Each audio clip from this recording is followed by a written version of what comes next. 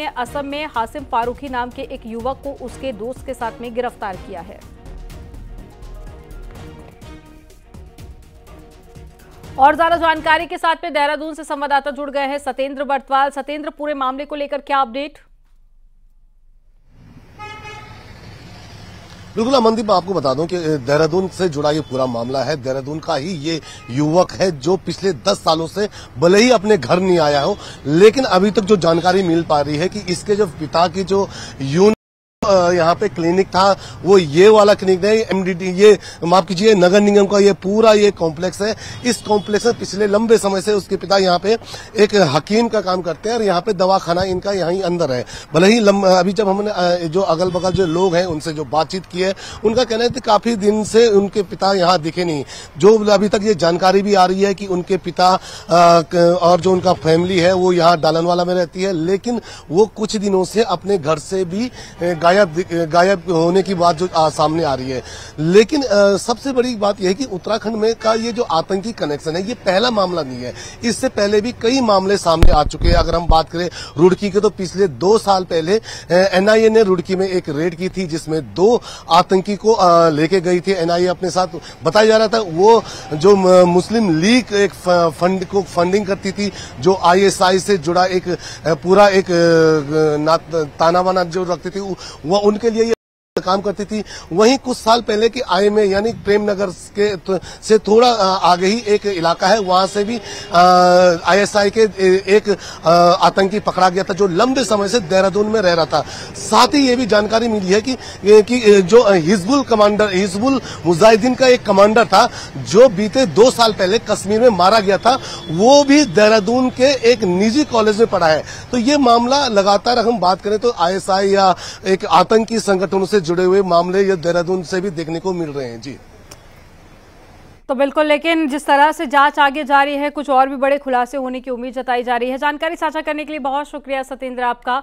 CM Dhami आज अल्मोड़ा लोकसभा क्षेत्र के चंपावत लोहाघाट में रहेंगे, जहां पर मुख्यमंत्री धामी होली मिलन समारोह में शिरकत करेंगे और इसके साथ ही पार्टी वर्कर्स से भी मुलाकात करेंगे और लोकसभा चुनाव की तैयारियों का कार्यकर्ताओं से चर्चा भी करेंगे।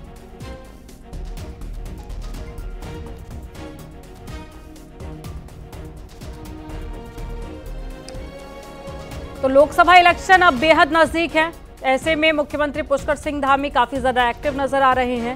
साथ ही आज चर्चा भी होगी चुनाव को लेकर वर्कर्स के साथ में, और साथ ही आने वाले वक्त में जब उत्तराखंड की सीटों पर जो कैंडिडेट बीजेपी की तरफ से उतारे गए हैं वो नामांकन भरने के लिए पहुंचेंगे, तो उस वक्त भी आप साथ में सीएम पुष्कर सिंह धामी को देखेंगे। लोकसभा चुनाव को लेकर प्रत्याशियों का प्रचार अभियान भी जारी है। गढ़वाल लोकसभा सीट से बीजेपी प्रत्याशी अनिल बलूनी ने बुधवार को रुद्रप्रयाग में रोड शो किया, जिसमें कई गांव से भारी संख्या में कार्यकर्ताओं ने बलूनी का स्वागत किया। रोड शो के दौरान उन्होंने बीजेपी के पक्ष में लोगों से वोट करने की अपील की और उसके बाद में वो चमोली पहुंचे। वहां गोचर, कर्णप्रयाग, नारायण बगड़ और कई जगहों पर उनका बीजेपी कार्यकर्ताओं ने जोरदार स्वागत किया।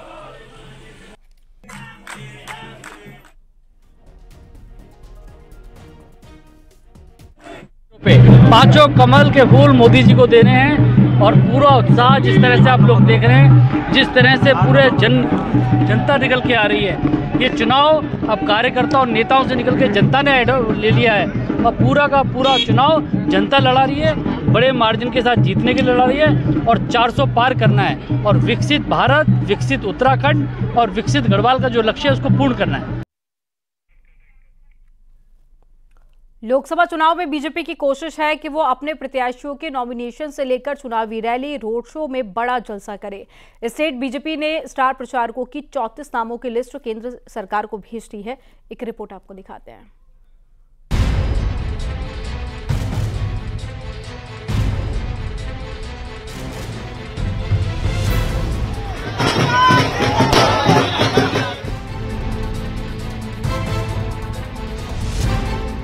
पांचों प्रत्याशियों के नामांकन की तारीखें तय होने के बाद बीजेपी अब नॉमिनेशन की तैयारियों से लेकर हरिद्वार, नैनीताल में नॉमिनेशन के बाद होने वाले बड़े कार्यक्रमों की रूपरेखा तय करने में लग गई है। पार्टी जहां चाहती है कि प्रदेश में पीएम नरेंद्र मोदी की रैली हो, वहीं केंद्रीय मंत्रियों समेत पार्टी अपने 34 स्टार प्रचारकों की एक सूची केंद्रीय नेतृत्व को भेज चुकी है, जिसमें पीएम नरेंद्र मोदी, गृह मंत्री अमित शाह, यूपी के सीएम योगी आदित्यनाथ, रक्षा मंत्री राजनाथ सिंह, केंद्रीय मंत्री नितिन गडकरी और केंद्रीय मंत्री स्मृति ईरानी समेत केंद्र से लेकर स्टेट लेवल के नेताओं के नाम हैं। कि हमने अपने केंद्रीय नेतृत्व को स्टार प्रचारकों की दृष्टि से जो हमारे राज्य की डिमांड है ये हमने अपने नेतृत्व को भेज दी है। मुझे लगता है आज या कल तक नेतृत्व उनके नामों पर विचार करके सूची हम तक पहुंचेगी, जो हम बाद में प्रेस को रिलीज करेंगे। हो सकता है केंद्र भी रिलीज करे डायरेक्ट उत्तराखंड की दृष्टि से। लोकसभा चुनाव के प्रचार में बीजेपी कोई कोर कसर नहीं छोड़ना चाहती, इसीलिए नॉमिनेशन और उसके बाद होने वाले प्रचार अभियान के लिए भी पूरी प्लानिंग की गई है। कुल मिलाकर 5 नामांकन हमारे भव्य रूप से हों, कार्यकर्ताओं की अधिकतम सहभागिता हो, जनता की उसमें अधिकतम सहभागिता हो, उन सबको लेकर भारतीय जनता पार्टी की जिला स्तर की, मंडल स्तर की, शक्ति केंद्र स्तर की सभी तरह की बैठकें शुरू हो गई हैं। यानी साफ है बीजेपी के आगामी कार्यक्रम बड़े हाई प्रोफाइल रहने वाले हैं और पार्टी की पूरी कोशिश है कि रैली से लेकर रोड शो में पार्टी पूरा शक्ति प्रदर्शन करे। न्यूज 18 के लिए देहरादून से भारती सकलानी उनियाल की रिपोर्ट।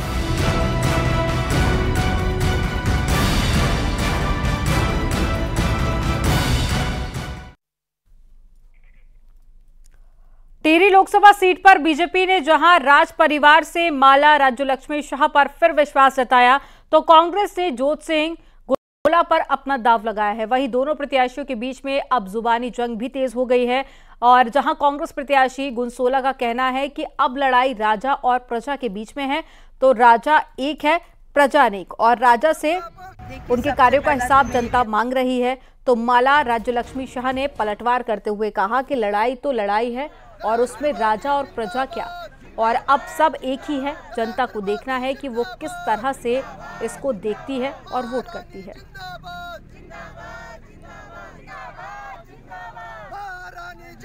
देखिए, सबसे पहला तो मैं ये कहना चाहिए, लड़ाई तो लड़ाई होता है, चाहे राजा हो या प्रजा, मगर आज के दिन में कोई राजा नहीं, हम सब एक ही हैं। और आज भी आप लोग को ये बात लगता है तो मुझे इसमें मेरा कोई कमेंट नहीं है। अब सिर्फ एक जगह लड़ाई आकर रुक गई है, प्रजा और राजा।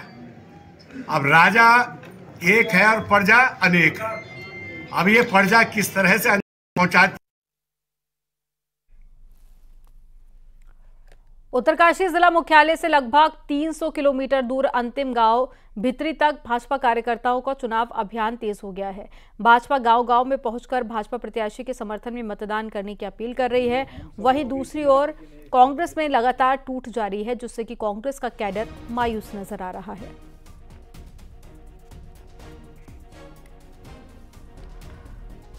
मोदी के प्रति बड़ा आकर्षण है लोगों में, और हम लोग जब मोदी जी के कार्यक्रमों को लेकर गांव में जा रहे हैं, मोदी जी ने जो देश के लिए जो कल्याणकारी योजनाएं की हैं उनको बताने जा रहे हैं, तो लोगों को इसकी जानकारी हमसे ज़्यादा है और लोगों को इतना उत्साह है कि वो तीसरी बार मोदी जी को फिर से इस देश का प्रधानमंत्री बनाना चाहते हैं। पानी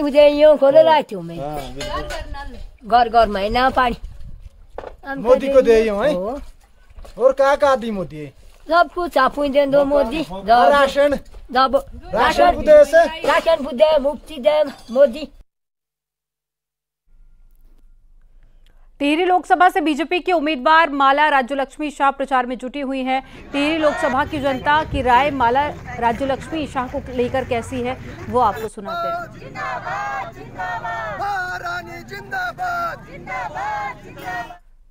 बहुत पिछड़ा हुआ क्षेत्र है, लेकिन चांठी डोगरा पुल बनने से कुछ राहत मिली है, लेकिन अभी तक केंद्रीय ओबीसी लगातार मांग कर रहे हैं। महारानी जी 2 बार लगातार बन चुकी है, लेकिन अभी तक जो है इस पर केंद्र से किसी प्रकार की जो है सहमति नहीं बन पाई है। लगातार वहाँ के बेरोजगार लोग, वहाँ की क्षेत्रीय स्थानीय जनता लगातार मांग कर रही है, लेकिन अभी तक किसी प्रकार की केंद्रीय ओबीसी में उनको राहत नहीं मिली। विगत 10 सालों से राज परिवार महारानी यहाँ टिहरी की प्रतिनिधित्व कर रही है संसद में, और बड़ा दुर्भाग्य है कि इन महारानी ने कभी भी टिहरी की आवाज़ उस संसद तक नहीं पहुँचाई है। ये कहीं ना कहीं दुर्भाग्य है, और ये सुनने में भी आ रहा है कि 26 करोड़ रुपए वापस चले गए। उन 26 करोड़ रुपयों से कितने लोगों को रोजगार मिलता, टिहरी लोकसभा में कितने विकास कार्य होते। यहाँ की महारानी जो है वो यहाँ आके हम लोगों की कोई बात नहीं सुनती, ना कुछ करती। है ना। उनसे बार बार हमने बहुत सारे यहाँ के जो समस्या हैं उनको लेकर नागरिक मंच से उनसे मिले, कितनी बार हुए, लेकिन कोई हमारा कोई समाधान नहीं हो पाता है। राजनीति के अनुसार हमारा कहना यह है कि जो हमारे प्रतिनिधि सांसद हैं या विधायक हैं, इनको जनता ने चुन के भेजा है, वो हमारी समस्याओं का समाधान क्यों नहीं करते हैं।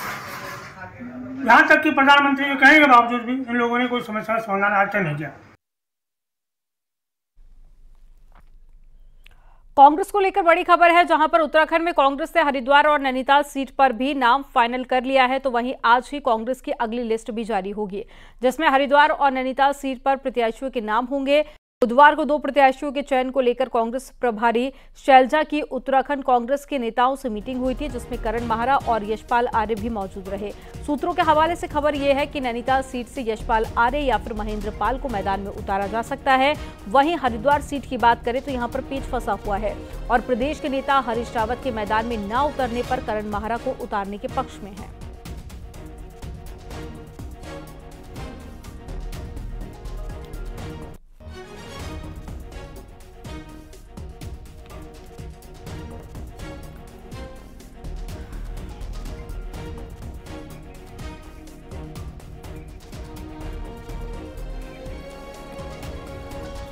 और ज्यादा जानकारी के साथ में संदीप जुड़ गए हैं। संदीप, उत्तराखंड में 5 सीटें हैं, लेकिन उसके बावजूद भी कांग्रेस पार्टी सहमति नहीं बना पा रही है कि हरिद्वार से वो कौन से प्रत्याशी होंगे जो कि चुनाव लड़ेंगे। फिलहाल क्या रुख पार्टी की तरफ से स्पष्ट होता हुआ नजर आ रहा है? बिल्कुल, देखो 2 दिनों तक दिल्ली में उत्तराखंड कांग्रेस को लेकर बैठक हुई। इसमें पहले दिन भी कुमारी शैलजा के साथ, जो कि प्रभारी है उत्तराखंड कांग्रेस के, उनके साथ मीटिंग, साथ ही अन्य सदस्य मौजूद रहे, उत्तराखंड के कांग्रेस के प्रदेश के नेता मौजूद रहे, लेकिन हरिद्वार सीट पे लगातार पेच फंसा हुआ है। ऐसे में अंतिम दोनों सीटों पर, हरिद्वार और नैनीताल दोनों सीटों पर 2-2 नाम आगे बढ़ा दिए गए हैं। अब फैसला हाईकमान को लेना है कि किसको किस सीट पर चुनाव लड़ाना है। अगर बात करें नैनीताल सीट की, तो यहाँ पे प्रतिपक्ष के नेता यशपाल आर्य और महेंद्र पाल का नाम फाइनल करके भेजा गया है, और वहीं हरिद्वार सीट पर हरीश रावत भारी पड़ रहे हैं, लेकिन उन्होंने अपने पुत्र वीरेंद्र रावत का नाम आगे बढ़ाया है। ऐसे में अब हरीश रावत लड़ेंगे या वीरेंद्र रावत को मैदान में उतारा जाएगा, ये शीर्ष नेतृत्व फैसला लेगा। वहीं प्रदेश के नेताओं का जो पक्ष रखा गया है वो ये है कि अगर हरीश रावत इस मैदान से नहीं उतरते हैं तो कांग्रेस के जो प्रदेश करण माहरा को हरिद्वार, लेकिन हरीश रावत तो अपने बेटे को टिकट देने की मांग कर रहे थे। ऐसे में कांग्रेस के कई दिग्गज नेता हैं जिनमें नाराजगी देखी जा रही है। अगर ऐसा होता है तो एक बार फिर से एक सीनियर नेता की तरफ से नाराजगी और ज्यादा बढ़ सकती है। बिल्कुल, अभी यही हरिद्वार की सीट का पेच फंसा हुआ है। इसके चलते 2 दिन मीटिंग हुई, निस्तारण नहीं हो पाया। नहीं तो उत्तराखंड की दोनों सीटों पर अब तक प्रत्याशी घोषित कर दिए जाते। मामला हरिद्वार सीट पे ही फंसा है। जो उत्तराखंड कांग्रेस के नेता हैं वो भी कह रहे हैं कि हरीश रावत मैदान में उतरे हैं, वो सीनियर लीडर हैं, लेकिन हरीश रावत चाहते हैं कि उनके बेटे वीरेंद्र रावत को मैदान में उतारा जाए। वहीं जब वीरेंद्र रावत का नाम आगे आता है तो प्रदेश के नेता हैं वो सहमति नहीं जताते हैं। उनका कहना है कि यदि हरीश रावत मैदान में नहीं उतरते हैं तो करण माहरा को वहां पर मैदान में उतारा जाए, उन्हें मौका दिया जाए। बिल्कुल, अब देखना होगा कि टिकट आखिर किसको मिलता है। जानकारी साझा करने के लिए संदीप बहुत शुक्रिया आपका। बीजेपी के पास में स्टार प्रचारकों की फौज है, तो कांग्रेस में प्रचार का दारोमदार उम्मीदवार के कंधे पर ही दिख रहा है, क्योंकि प्रधानमंत्री मोदी के मुकाबले राहुल गांधी और प्रियंका गांधी वाड्रा से बड़े कमाल की उम्मीद नहीं दिखाई जा रही है।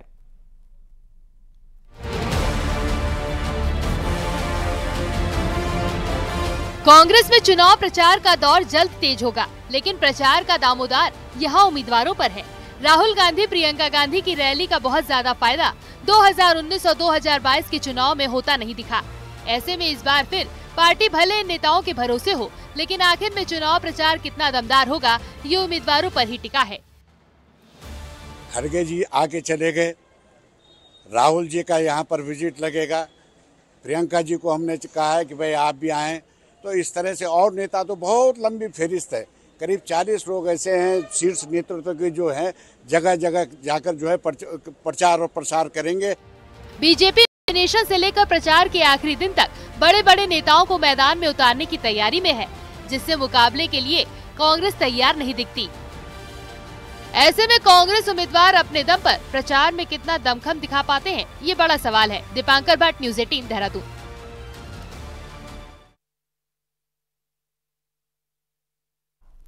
गंगोत्री से पूर्व विधायक विजयपाल सजवाण के बीजेपी ज्वाइन करने के बाद में पहली बार उत्तरकाशी पहुंचे, जहां पर उत्तरकाशी मुख्यालय में पहुंचने पर बीजेपी कार्यकर्ताओं ने उनका जगह जगह पर स्वागत किया और इसके बाद में विजयपाल सजवाण ने एक जनसभा को भी संबोधित किया और कहा कि लोकसभा चुनाव में ग्रामीण क्षेत्र का भ्रमण करूंगा और अभी अन्य कांग्रेस के साथी जो कि बीजेपी में आना चाहते हैं उनको भी मैं भाजपा में शामिल कराना चाहूंगा।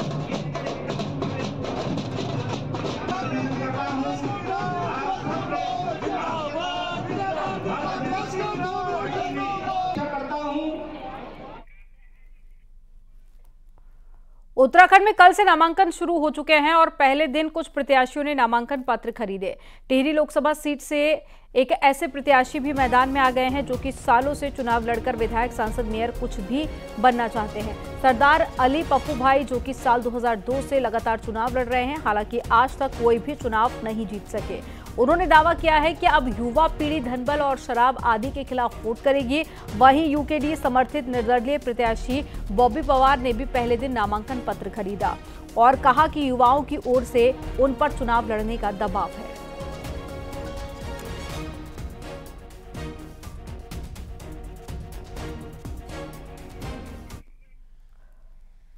खबर उत्तरकाशी के पुरोला से है, जहां पर 2 दिन से टोंस वन प्रभाग के जंगलों में भीषण आग लगी हुई है, लेकिन टोंस वन प्रभाग के वन कर्मी आग पर कंट्रोल नहीं पा रहे हैं, जिससे कि टोंस वन प्रभाग के जंगल धू-धू कर जल रहे हैं और वन संपदा को भारी नुकसान भी पहुंच रहा है। जनपद में पारा बढ़ने के साथ ही आग की घटनाएं भी बढ़ने लगी हैं।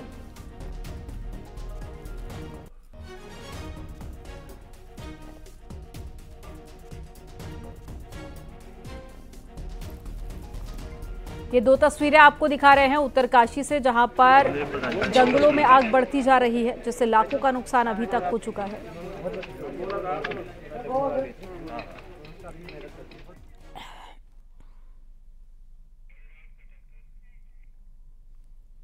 एक तरफ जिला प्रशासन अतिक्रमण हटाने की कार्रवाई में लगा हुआ है, लेकिन नैनीताल के नैना देवी मंदिर के पास फिर से अतिक्रमण हो गया है। 2018-19 में हाईकोर्ट के निर्देश के बाद में इन दुकानों पर अतिक्रमण को हटाया गया था और लेकिन आज फिर 12 फीट तक अतिक्रमण रेस्टोरेंट संचालकों और दुकानदारों ने कर दिया है।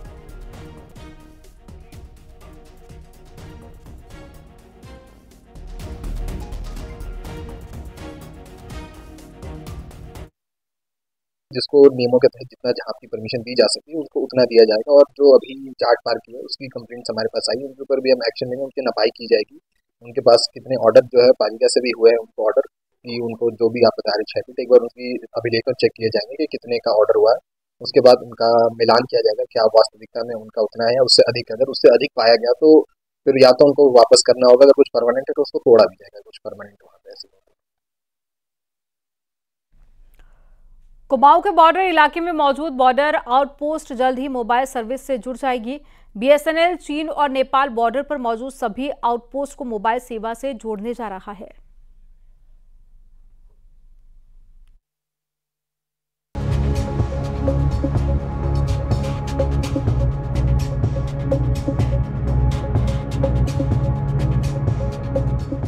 कुमाऊं में पिथौरागढ़ जिला चीन और नेपाल से सटा है, वहीं चंपावत की सीमाएं भी नेपाल से सटी हैं।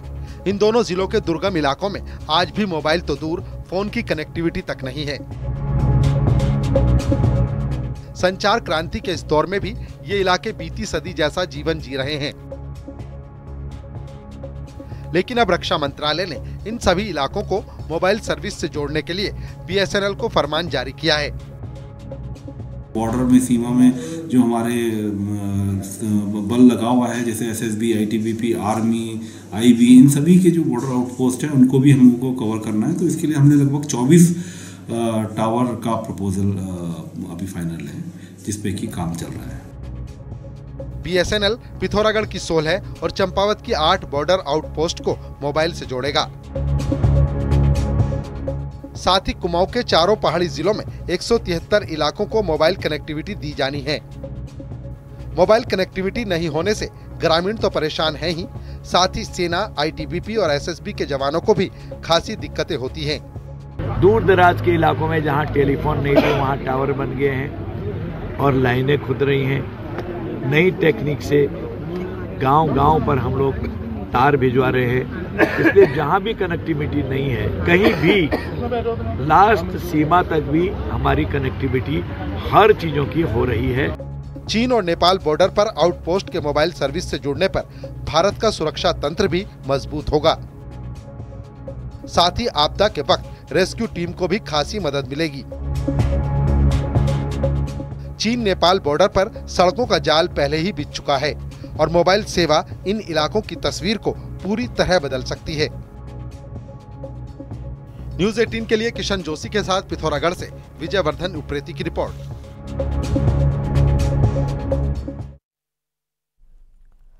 बागेश्वर में चीर बंधन के साथ ही पहाड़ में खड़ी होली का रंगारंग आगाज हो गया है। बाबा बागनाथ मंदिर में होलियारों ने चीर बंधन कर होली गायन किया। भगवान शिव को अबीर गुलाल अर्पित कर सबके जीवन में होली के रंगों की तरह खुशियां देने का आशीर्वाद मांगा।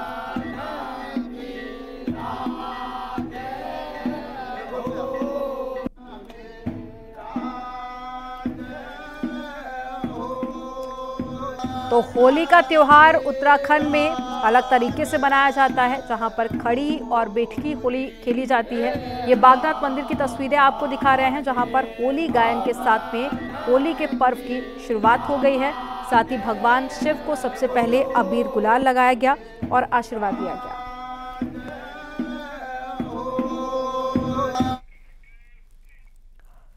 वक्त एक ब्रेक का